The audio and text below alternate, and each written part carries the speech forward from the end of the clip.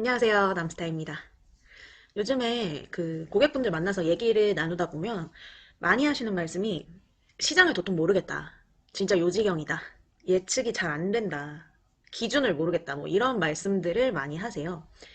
최근 거래된 건물 사례들을 보다 보면 이런 생각이 드는 곳들이 있으셨을 겁니다. 건물 거래도 양극화가 확 보이고 있는 상황인데요. 그런 일들이 벌어지고 있는 대표적인 지역 두 곳을 오늘 좀 같이 볼까 합니다. 먼저 강남 압구정 도산공원 인근 지역을 보겠습니다. 시장 돌아가는 거 좀 빠삭하신 분들은 제가 여기 얘기하자마자 그 건물 팔린 거 하면서 생각이 딱 나실 것 같은데요. 이 일대 건물 거래들이 많은 고객분들을 좀 혼란스럽게 만든 대표적인 지역인데요. 여기 평당 2.8100만 원이라는 엄청난 숫자가 보이고 있죠. 이 건물이 이번에 이 일대 최고가를 찍으면서 거래된 건물입니다. 현재 유명 패션 브랜드가 입점해 있는 건물이고요. 압구정 카페골목 메인거리 코너 건물이에요. 사실 지금 강남에서 제일 핫한 상권이 여기죠. 런던 베이글 뮤지엄을 필두로 해서 핫하다는 카페랑 베이커리는 이 근처에 다 자리 잡고 있고 여러 패션 업체나 기업들이 모여 있는 곳입니다. 그러니까 여기가 최고가를 찍고 거래됐나 싶을 수도 있지만 좀 들여다보면 이 거래가 진짜 센세이션한 거래죠. 보시면 이 도산공원 주변에 요 진한 노란색 구역이 일종 일반 주거 지역입니다. 건물 매매하시는 분들 입장에서 보통 일종을 많이 선호하진 않으시잖아요. 땅의 활용도가 낮다 보니까. 근데 일종 일반 주거지역 건물이 최고가 2억 8천만 원에 거래가 됐는데 바로 대각선에 있는 이종 일반 주거지역 건물은 평당 2억 2천만 원에 거래가 됐죠.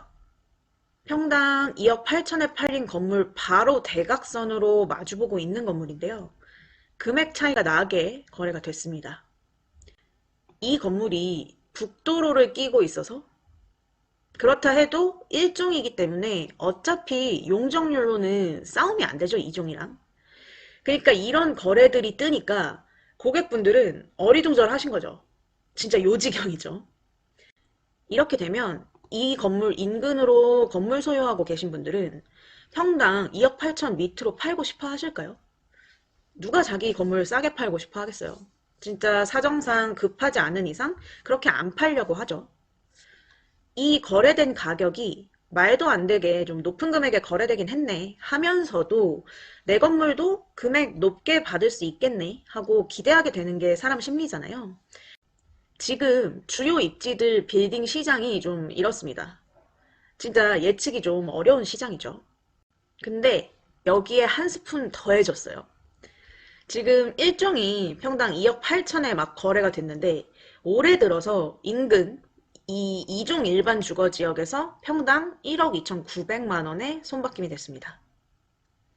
지금 영상으로 보이는 이 건물이 이번 올해 초에 얼마 전에 거래가 됐고 아마 아시는 분들은 많이 아실 거예요. 물론 상권 메인 도로 여부나 코너 건물 이런 입지적인 차이가 있긴 하지만 그렇다고 하더라도 보통 2종 일반 주거랑 1종이 붙으면 2종이 이기는 경우가 많았고 금액적으로 그리고 이 평당 금액 차이도 이게 받아들이기 쉽지 않은 금액 차이다 보니까 지금 차이가 2배가 넘잖아요. 혼란스럽죠. 그러니까 건물을 매도하려는 입장에서도 이게 적정 금액이 도대체 어느 정도인 건지 어느 정도 금액에 던져야 시장에서 받아들이는 건지 기준을 못 잡겠어서 헷갈리는 거고 사려는 입장에서도 이거 뭐지? 약간 이렇게 생각들을 하시더라고요. 이렇게 강남 주요 입지에서도 건물 거래에서 양극화가 극명하게 보이고 있습니다. 또 이런 비슷한 요지경 거래가 일어나고 있는 곳이 성수인데요. 작년에 이 성수 연무장길 라인에서도 못 보던 평당가가 떴었죠. 지금 이 건물이 예, 평당 2억 5천만 원에 거래가 되면서 강남 메인 상권 입지 금액만큼 높은 평당가를 지금 성수에서도 볼 수 있게 됐습니다. 이 건물이 원래 건영피역이라는 업체에서 사옥으로 쓰던 건물인데 아모레퍼시픽에서 매입을 했어요. 원래 이런 모습이었는데 지금은 보시다시피 공사 준비로 펜스가 쳐져 있는 모습이죠. 아모레가 성수역 2번 출구 쪽에도 스토어가 있는데 이 건물도 손을 좀 봐서 팝업 스토어 같은 걸로 개발할 것으로 보이죠. 여기서 잠깐 딴 얘기를 하자면 이 건물 팔고 나간 건영피역 업체는 근처에 다른 건물을 다시 매입하셨어요. 성수역하고 이 건대 입구역 사이에 이 동일로 대로변에 건물을 매입하셨더라고요. 아모레퍼시픽한테 건물 320억에 팔고 이 129억짜리 건물을 새로 매입해서 사옥을 이전하셨어요. 리모델링 싹 해서 오픈하셨더라고요. 최근에.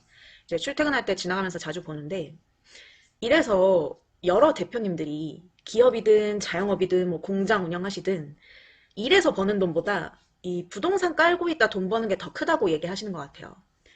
매출 잘 나오고 안정적인 자영업 대표님들이 사옥을 꼭 매입하시려는 이유를 이런 케이스를 보면 정말 확실히 알 수가 있죠. 진짜 뭐 부러운 케이스죠.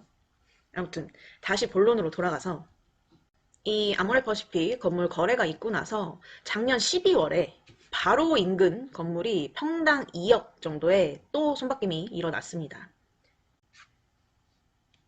아까 보여드렸던 아모레퍼시픽에서 매입한 건물에서 조금만 가면 바로 보이는 건물입니다. 여기는 앞 뒤로 두 필지가 같이 거래가 됐어요. 두 필지 합쳐서 64평이고 합쳐서 130억에 거래가 됐고요. 평당가로 약 2억 정도 되죠. 이제 연무장길도 평당 2억이 넘는 금액에 건물이 거래가 되기 시작을 한 거죠. 이렇게 기업들이 어느 지역에 투자하면서 최고가를 찍으면 주변 시세를 끌어올리는 역할을 할 수밖에 없게 되죠.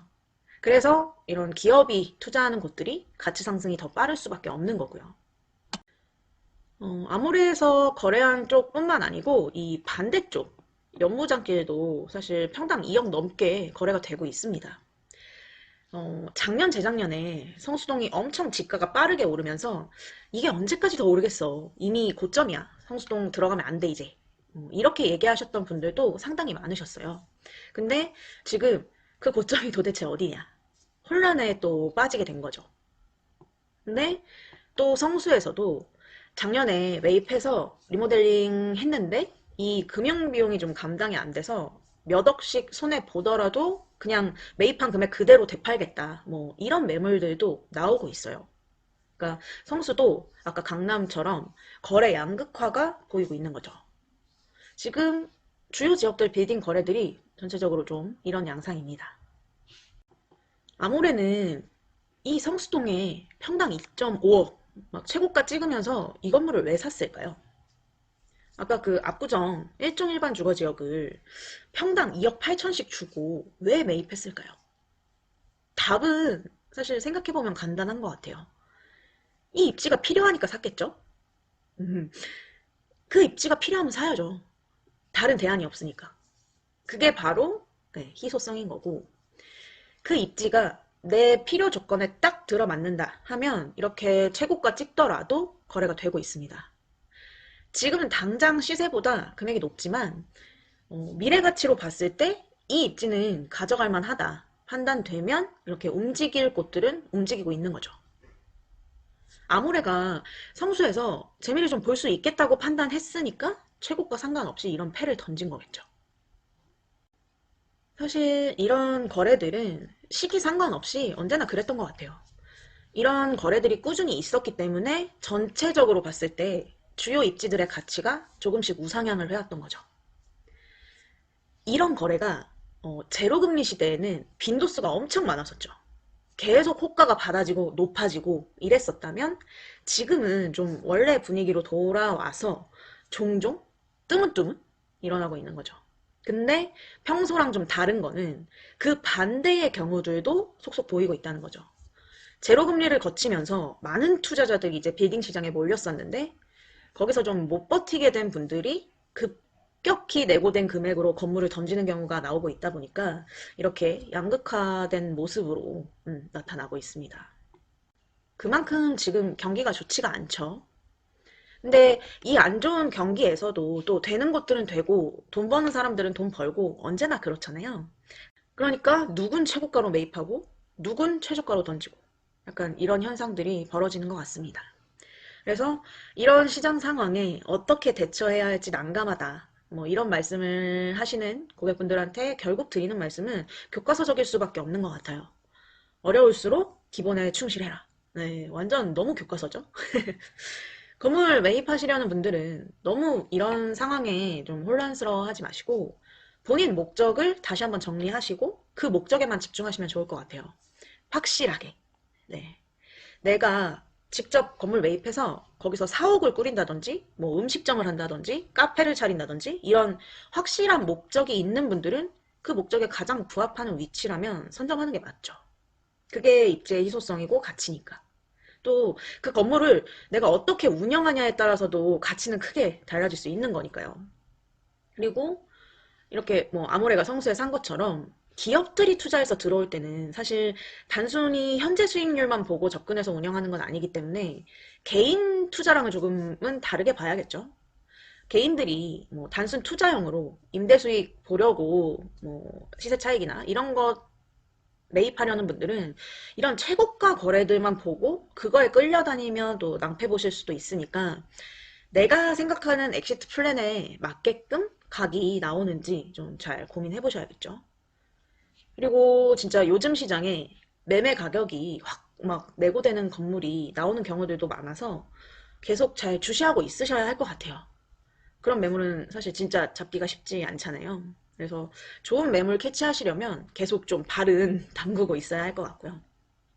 올해는 좀 이런 거래 양상이 더 보이지 않을까 생각이 됩니다. 이런 흥미로운 사례들이 또 생기면 그때그때 전달 드릴게요. 자꾸 많이 접해야 내게 되고 흡수가 돼서 실전에 쓸 수 있는 것 같아요. 그래서 저도 항상 제 고객분들이 투자에 필요한 내용들을 얻어가실 수 있게 준비하려고 노력하고 있습니다. 오늘 영상은 여기까지 하도록 하겠습니다. 남스타였습니다. 감사합니다.